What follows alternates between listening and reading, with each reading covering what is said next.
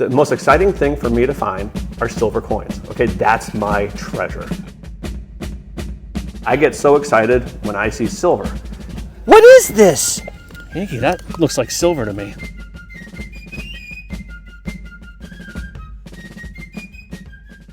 Buy your precious metals online from SD Bullion. New customers get gold and silver at spot by visiting sdbullion.com/new. Marty, how are you, man? Yankee, good to see you. Good to see Hey, you. what a beautiful day.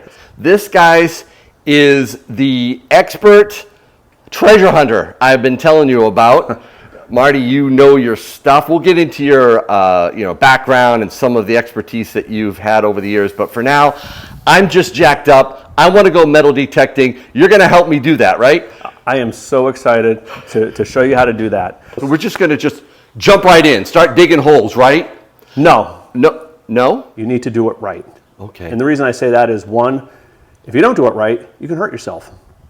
Okay? And Wow. I'll show you how that happens. This is a high-risk activity we're doing? It's really not, but it could be. But also, we're trying to protect the integrity of us as a group of metal detectorists, of treasure hunters, because there's a lot of pirates, I call them pirates out there, that don't know what they're doing. They just go out there and randomly dig holes in public places. They don't cover them up. They leave their trash hanging around. So a responsible treasure hunter. A responsible treasure hunter. Okay. Because in many cities and states, treasure hunting has been banned because of these people. It's about starting slow, learning the basics, and going from there. First, there's the tools of the trade. Yep. Would you like me to show you what those are? Yeah. I have my metal detector, and this is my pride and joy. It's my Tesoro. Tesoro is one of my favorite brands. They're made in the USA, down in Arizona. And this model here I bought in 2008, and this thing has not left my side. $450. That's not unreasonable. It's not unreasonable, and here's the mistake a lot of new treasure hunters make. They think, oh, I want to go buy the best piece of equipment because I'm going to find the best stuff. Not really, all right? Okay. I started off with a $99 metal detector, used that for years, found all kinds of great stuff. It's the user, right? And once you're a good user, then the machine will matter a little bit more, but it doesn't have the amount of gain that you think it'll have. So that's the detector. Yeah. Another thing that you always want are headphones. And why do you want headphones? Well, one, To look cool? it serves two purposes. One is when you have headphones, the sound quality tends to be better, okay? And you're drowning out some of the background noise when you're out there. Now, I will say this, if you're out in the woods where there's a lot of wild animals, you gotta be careful with headphones. Sometimes you can't hear, and there could be a big bear coming behind you or something. You don't hear it coming, right? So you do gotta be This is where careful. it gets dangerous, right? No. That part can be dangerous. Okay. But then the secondary purpose, you don't want to be in a public place or anywhere where you're attracting attention because your detector keeps going off. Everyone's staring at you. So I will do it with and without the headphones. Oh, cool. That's great. Yep. And then I have a digger. A digger is really important.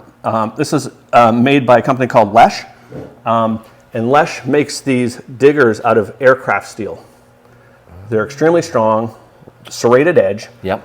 And what you do with these is dig plugs. So once we get out there, I'll show you how to dig that plug. Okay. Because the goal is to make it look like you were never there.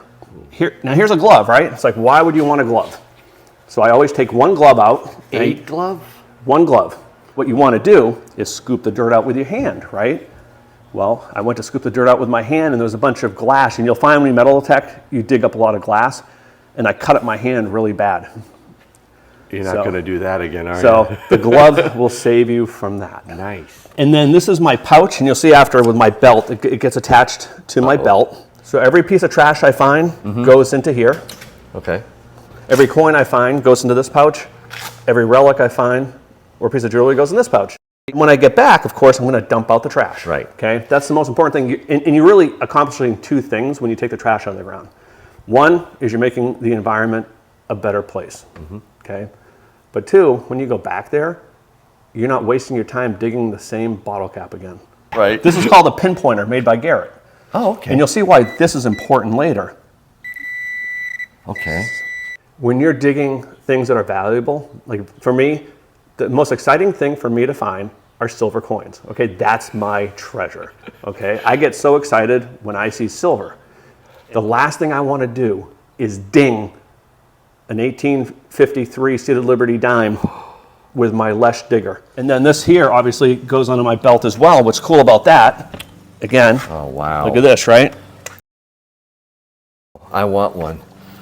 Man, that is so cool. You said the magic word. You said silver. Oh, okay. yes. And I just love silver. I also love gold. And I love gold too, and I'm going to tell you about gold, all right? Okay, but before you do, could we just see some of the treasure that you have found over the years or maybe over the weeks? This is where I keep all my finds. It's not tools. Some people buy this for the tools. I keep it for all my finds, okay? Wow. Here's some of my machines. Obviously, I have a Garrett 350 here. I have an underwater machine called a Vibrotect that I've taken with me when we go on all-inclusive trips. Last time I was in Jamaica, found 4 gold wedding bands on the resort underwater snorkeling with that machine. Wow. And this is actually a bounty hunter machine. You know, it's kind of a little broken up right now, but that's the entry-level machine that I spoke to you about earlier. That's a really good machine. This is my project, Yankee, for this year. The site we're going to today, I have found, I think the last I counted, it was 56 silver coins. That's just from the last, from this year. All from that one site. Right there, That is amazing. I believe there's 27 wheat pennies, 1 Indian head cent, an 1802 large cent, Standing Liberty quarters, silver, with no date. As we know, like with the Buffalo nickels, the Standing Liberty quarters, the way they made the die, it was really weak on the date part. So the quarter looks really nice, there's just no date. You sound like you know a lot about silver coins. Are you a stacker, Marty? I am, but I'm kind of new at it. Okay, and I'll preface that with, when I was a kid, I was a coin collector, big time. You know, I used to get those the red books, and I would just sit in my room all day, study and memorize all the dates, the mintages. Did you like dream of certain I did. coins? I dreamt of finding a treasure chest filled with mercury dimes. You know, I've been watching your videos. They've been incredible, and they've inspired me to start purchasing some, gold and silver rounds. And this is, I'd say, Wow. One of the challenges that I have being busy, I have my own business and whatnot, is being able to keep up with cleaning, categorizing the finds. So this year, I've made an effort each week to try to, clean up and categorize a few finds per week. But you see all this silver here. And when you look at that silver, a lot of that silver has been in the ground for 100 plus years, and it looks kind of brand new. It does. It's to me, it's the most. By the way, big shout out to you. I won't mention the name right now, but you are my financial advisor. You do a great job of that too, and I love that you're starting to stack. Absolutely. So then I have a lot of relics, and you'll see here I'm starting a new tray of relics. So could you just explain the difference, or define relic for me? Yeah. So to me, a relic is something other than a coin, other than jewelry, that's collectible. So relic may be keys. Like there's an old kind of skeleton key. Here's an old dog tag. Here's some old religious medals. You're not going to believe what that is, and it's very interesting. So I found this recently at a lake about 12 inches deep. Now, and it says Mary Widow. And I didn't know what it was, but it's actually a condom tin from 1925. And then here's some silverware that I found recently. Oh, wow. Those are beautiful. Yep. Now, like sterling? Yep. Oh, man. A few of my rings and chains from So I have more, but I just haven't cleaned them up yet. Wow. Yeah. Now here's some more relics. I love collecting old buttons, and you'll see a bunch of buttons there. Yeah. But see these? Those are all Civil War bullets. Musket ball. Cool. You're so organized too. I got this nice little thing, and I'm working on this again, and I'm working on it, putting together a nice little album. Oh my word! This is like what people like collect and stack. These are things you found in the ground. Correct. Right? Amazing, Marty. What is your favorite find of all time? I found that at my son's house. You see, here's the funny thing about metal detecting. You never know where you're going to find something good. My son, flips houses for a living, so he bought a house in North Carolina that was built like in the early 1900s. And in his yard, I find this 1890 seated Liberty dime.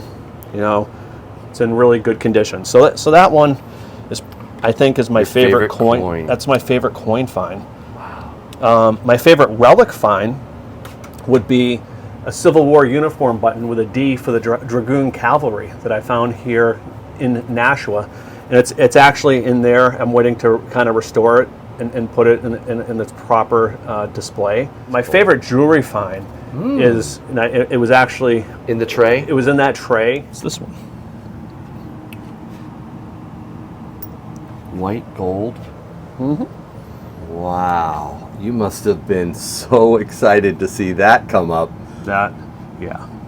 If someone lost something and they describe it to me and it meets the description, of course you can have it back. If it has someone's name engraved on it, of course I'm going to try to find the person. Yeah. Okay.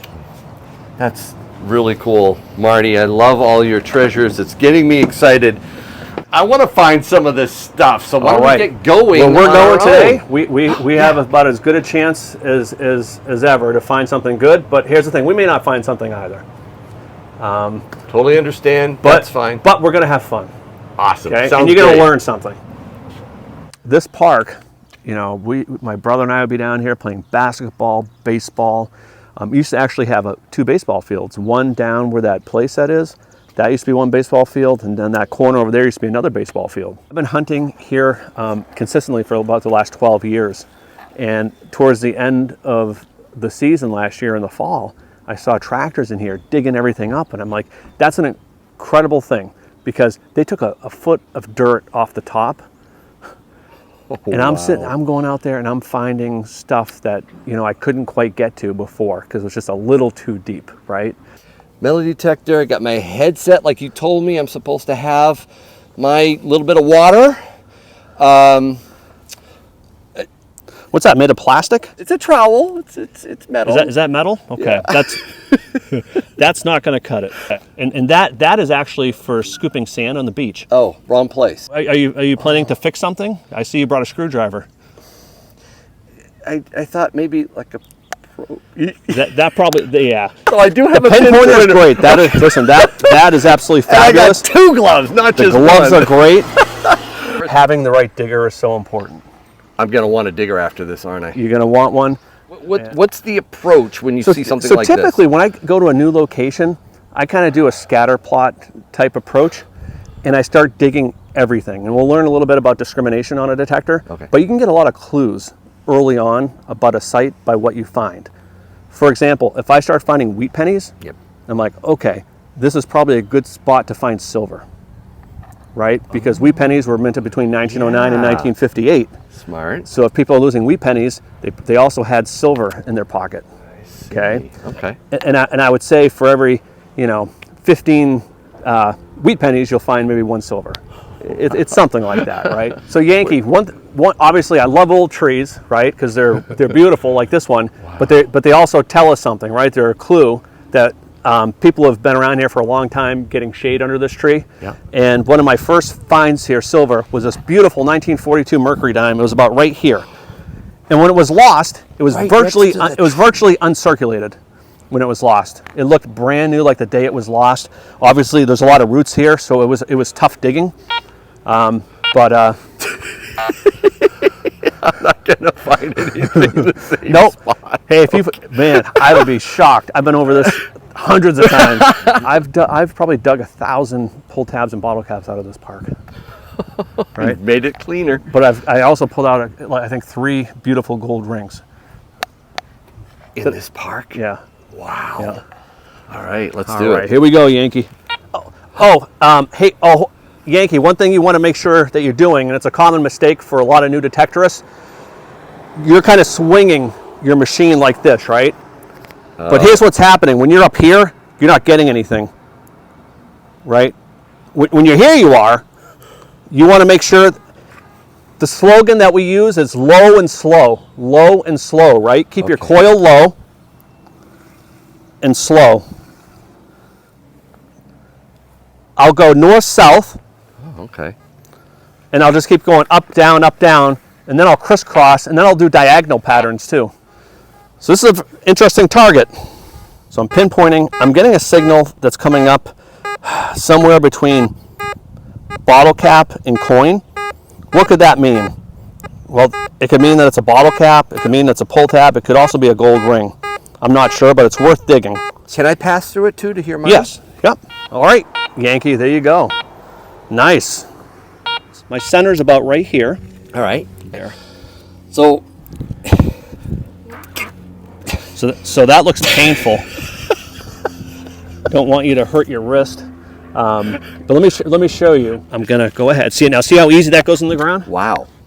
Aircraft steel, right? Like a warm Serrated knife edge. to butter. Right? And now what I'm doing is I am creating a plug. But watch what I'm doing, right? I'm still leaving a lip that I'm not gonna cut. Oh, you didn't go all the way around? I'm not going, and here's why. Because when the city comes in and with their big lawnmowers, right, and mows these, if you cut a complete plug and put it back in, it's liable to suck the whole thing up and leave a permanent hole. So look at that nice plug, right? Yeah. So here's where the pinpointer comes into play. Let's find out where it is. Interesting, right? And I'm not finding it. So it could be, there it is. So watch this, right? It's about right there, whatever it is.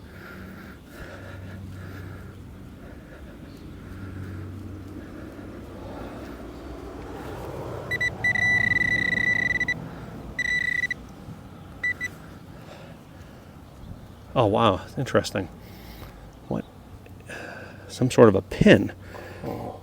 It's got a needle. Yeah, that's it's very sharp. It's an actual pin, like a brooch of some sort. You can tell it has a design on it.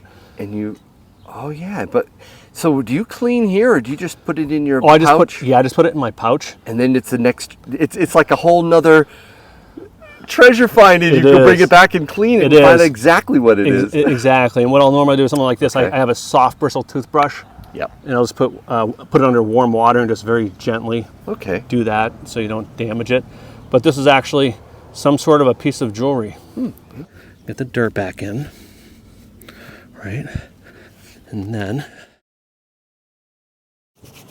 There it is. so, Very good. Wow, that was cool. Let's keep going. all right.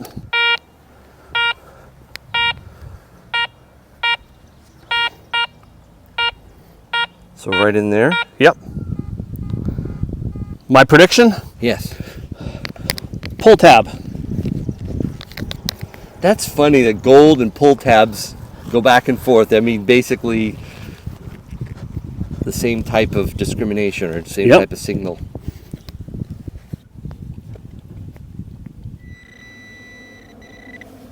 See why a pinpointer is so important. Oh, yeah. Speeds it up, doesn't it? No.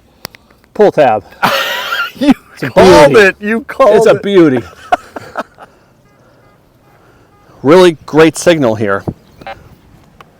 Now, it's coming up as somewhere between like $1.25 and $1.50. Now, Come on. it could very well just be a piece of aluminum in the ground. See? That's the sound you want on yours. Whoa.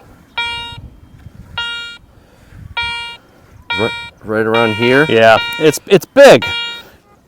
I've had signals like this that turned out to be silver chains.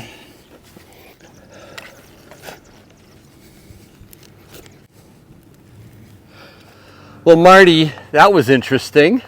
It's what, 90 degrees out here, and we're in the sun way over there, and my iPhone gave me a thermal shutdown warning. So unfortunately, we did not see the completion of that dig, but we want to show them what we found. Yeah, and this was an interesting target. It was deep, about 8 inches. It came up as, hey, it was a coin. But here's the thing about aluminum. Aluminum and coins, aluminum and silver come up the same, right? Luckily, you don't find a lot of aluminum in the ground. So most of the time that you get a coin signal, it is a coin. 99, showing 99, and A+. Yeah. 8+. So you're Yeah, saying it's the deep. deeper it goes, the less likely it is to be what we hope. Yeah, but is it silver. still could be. It's worth it. It's definitely worth it. It's worth it. Yeah. Soft. Did you like playing in the dirt when you were a kid, Yankee? I did. I had a sandbox. Maybe someone buried their stack down there. Look at that. Wow. No, I'm serious. That is like, Holy cow. what is this? Yankee, that looks like silver to me. What is that? I think it's a pipe. Yeah, I think so The too. way it's shaped. It doesn't. It looks awfully shiny and new. I got it. A piece of a car or something. What is that doing down there? Whoa, that sounds good. All right, sweep that one for me. Yankee, What? this is a coin. The center's there. Yeah. Do you want to dig or you want me to dig? I want to dig. I think you got your first coin, Yankee. Smells like a wheat penny. I don't know. This place smells like something else. 1909 SVDB. Oh, don't do that to me. I don't think this one's going to be that deep. Oh no. Okay, then Maybe want let's to try the pinpointer. All right, let's do that. What you got there? Oh, baby. That's something good. You were right. What do we got, Yankee? That's a wheat. It's a penny. Oh, It's a penny. and it's a wheat penny. Is it a wheat? It is. Oh, my first Congratulations, coin Yankee. find. Thank you. That's really good. How did? That is remarkable. You called that. Well, it's just experience. You know, certain readings on my machine, depth, all that. I just, Yep. yeah. All right, Marty, we're back. Boy, what a hot day that was. You got a wheat penny. So That's special. obviously, we know we shouldn't be cleaning coins as a general rule, but with some of these old coins that are already kind of destroyed, you know, we kind of take a toothbrush to them and clean them off. I want to see what the date is. Would Yeah. love this to be a 1909 SVDB or a 1922 plain.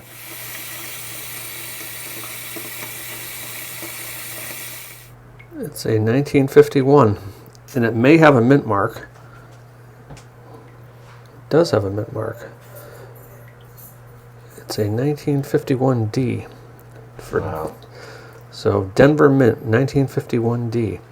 So what I'm gonna do is, we've got the date. I'm gonna soak it in olive oil and get this to look as good as possible. Mm-hmm. And go ahead and put it in a holder Okay, for great. you. Awesome. Yes. Awesome.